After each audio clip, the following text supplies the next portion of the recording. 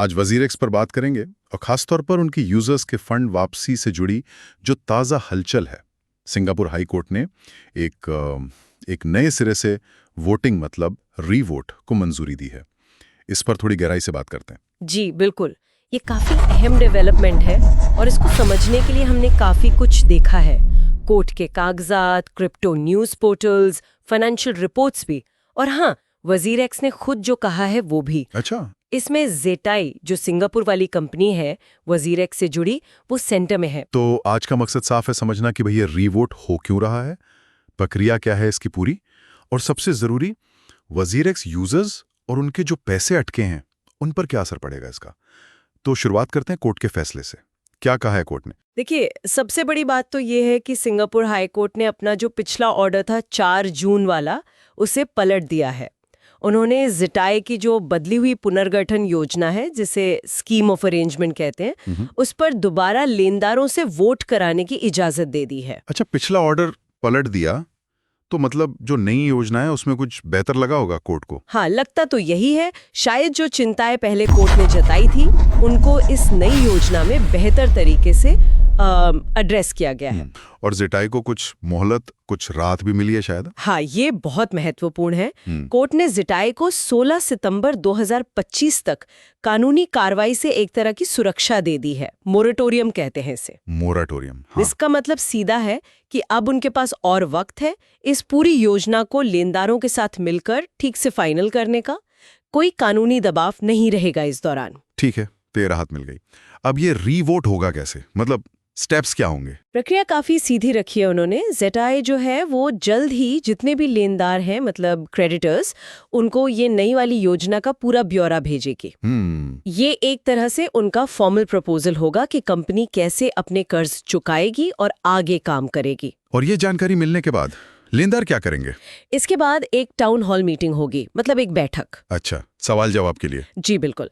लेनदारों को मौका मिलेगा कि वो योजना समझे, अपने सवाल पूछें, जो भी शंकाएं हो वो दूर करें। ठीक है। और फिर होगी फाइनल वोटिंग, और पूरी प्रक्रिया पारदर्शी रहे इसके लिए वोटों की गिनती एक स्वतंत्र पार्टी करेगी, इंडिपेंडेंट असेसर। सही है। अब इस सब में एक और नाम आ रहा है, ज़ेनमाई इंडिया। इनकी क्या भूमिका हो सकती है? ये थोड़ा दिलचस्प लग रहा है। हाँ, ये एक अहम मोड़ हो सकता है। सुनने में आ रहा है कि रेगुलेटरी कारणों से, मतलब नियमों वगैरह की वजह से, हाँ, अगर जरूरत पड़ी तो फंड बांटने की जिम्मेदारी भारत वाली कंपनी ज़ेनमाई इंडिया को दी जा सकती है। अच्छा, भारत वाली कंपनी को? जी, क्योंकि वो भारत में स्थित है, तो शायद यहाँ के रेगुलेटर्स के साथ तालमेल बिठाना, प्रक्रिया को आसान बनाना, ये सब बेहतर हो पाए। तो इसका मतलब ये हुआ कि वजीरेक्स प्लेटफॉर्म के फिर से पूरी तरह चालू होने की उम्मीदें भी वो बढ़ गई हैं। बिल्कुल, इसी वजह से ये उम्मीद जगी है कि शायद कुछ ही हफ्तों में प्लेटफॉर्म दोबारा पूरी तरह ऑपरेशनल हो जाए। ये एक प्रैक्टिकल तरीका लग रहा है नियामक दिक्कतों को संभालने का। लेकिन इस योजना को लेकर लेनदारों का क्या कहना है? मतलब उनका मूड कैसा है, कुछ पता है? हाँ, ये एक और अच्छी खबर है इसमें। रिपोर्ट्स बता रही हैं कि 93% से ज्यादा लेनदार पहले ही इस योजना के समर्थन में है। 53%, ये तो बहुत ज्यादा है। जी हाँ, ये बहुत बड़ा बहुमत है। इसका क्या मतलब निकालें? मतलब ये लगभग तय है कि रिवोट पास हो जाएगा? देखिए, इतने बड़े समर्थन से तो यही लगता है कि लेनदारों को इस योजना पर भरोसा है, वो चाहते हैं कि ये आगे बढ़े। तो हाँ, रिवोट के पास होने की संभावना काफी मजबूत दिखती है, माहौल काफी पॉजिटिव है। तो ठीक है, मान लेते हैं रिवोट सफल हो गया, सबने हाँ कर दी, फिर आगे क्या? असल में पैसा कब कब मिलने की उम्मीद करें यूजर्स? अगर रिवोट सफल होता है तो अगला कदम होगा कोर्ट से फाइनल मंजूरी लेना, मतलब कोर्ट सैंक्शन। अच्छा, एक और स्टेप कोर्ट का? जी, जैसे ही कोर्ट की हरी झंडी मिलती है, फिर ज़ेनमाई इंडिया के जरिए उम्मीद है कि 10 वर्किंग डेज के अंदर फंड का वितरण शुरू हो सकता है। 10 दिन कोर्ट की मंजूरी के बाद, और फिर आखिर में वजीरेक्स प्लेटफॉर्म भी दोबारा खुल सकता है? हाँ बिल्कुल। जिसके बाद वो जो बड़ी रकम फंसी है, शायद 2000 करोड़ तक की बात हो रही थी, वो पैसा यूजर्स तक पहुंचना शुरू हो जाएगा। जी, अंतिम लक्ष्य तो यही है।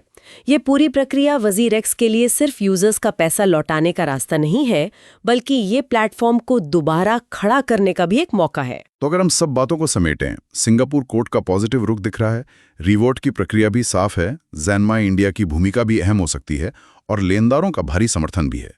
ये सब मिलकर वजीरेक्स फंड वापसी के लिए काफी उम्मीद जगा रहे हैं। लगता है कि कोर्ट की जो पिछली चिंताएं थीं, उनको दूर करने की कोशिश की गई है। सही कहा आपने। और ये पूरा मामला ना एक बड़ा सवाल भी खड़ा करता है कि भविष्य में अगर कोई और क्रिप्टो एक्सचेंज ऐसी मुश्किल में फंसता है तो क्या इस तरह की जो प्रक्रियाएं हैं ये दुनिया भर में यूजर्स के पैसे की सुरक्षा और नियमों के पालन के लिए एक स्टैंडर्ड, एक मॉडल बन सकती हैं? हाँ, ये सोचने वाली बात है कि क्या ये एक नज़ीर बनेगा आगे के लिए। बिल्कुल, ये देखने वाली बात होगी कि ये रेगुलेटरी लैंडस्केप को कैसे प्रभावित करता है।